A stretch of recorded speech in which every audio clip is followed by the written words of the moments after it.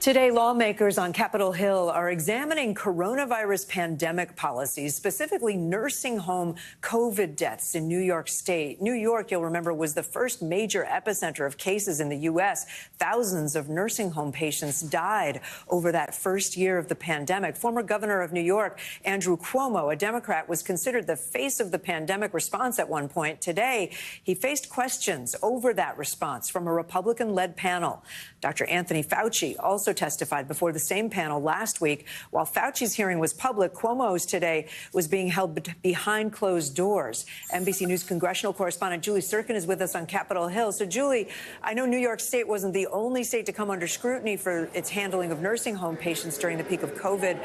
Why did the panel want specifically to hear from former Governor Cuomo? Yeah, it's a great question, Kate. So many states have come under scrutiny, but in this case, of course, you're talking about New York, a major blue state, and also one in which, of course, there was a spotlight put specifically on the former governor's handling of nursing homes, particularly this one point back in March of 2020, when Cuomo directed nursing homes in the state of New York to accept recovering COVID patients after they've been discharged from the hospital. There are alleged reports of thousands of deaths that may have happened because of that. So this is something that this oversight panel, led by Republicans, wanted to look into. Take a listen to what Governor Cuomo had to say when pressed by reporters about this today.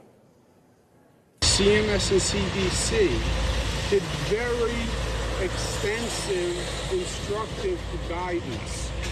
And the investigations say New York followed the federal guidance. So why not make it a recommendation instead of a mandate? Mandating is something different. We followed the federal guidance. So they did rescind that guidance just a couple of weeks later after it was put in place. You heard Cuomo there defending what he did, and presumably he's also defending what he did behind closed doors with the panel. Julie, I spent a lot of time during COVID speaking with families of people who were in long-term care facilities, some who had lost their loved ones and were just so upset. What is this subcommittee hoping to get out of these hearings? Yeah, and there were some protesters, families of those who lost loved ones here today on Capitol Hill as well. This committee, led by Republicans, it was started last January, and they really wanted to see whether they could provide any oversight of the origins of the pandemic, waste, fraud, any abuse of tax dollars that were used to provide pandemic relief programs, and also to see, in their words, in Republicans' words, whether the government was weaponized when they put forward these protocols to try and save lives at the very core of this. You mentioned Dr. Anthony Fauci. He sat before the panel in an open testimony last week. Presumably, of course, Cuomo's closed door testimony is not the last action that this panel plans to take. Certainly, we expect to see more from them in the future. But so far, Anthony Fauci, like Governor Cuomo, are pushing back against Republican claims that they did anything wrong.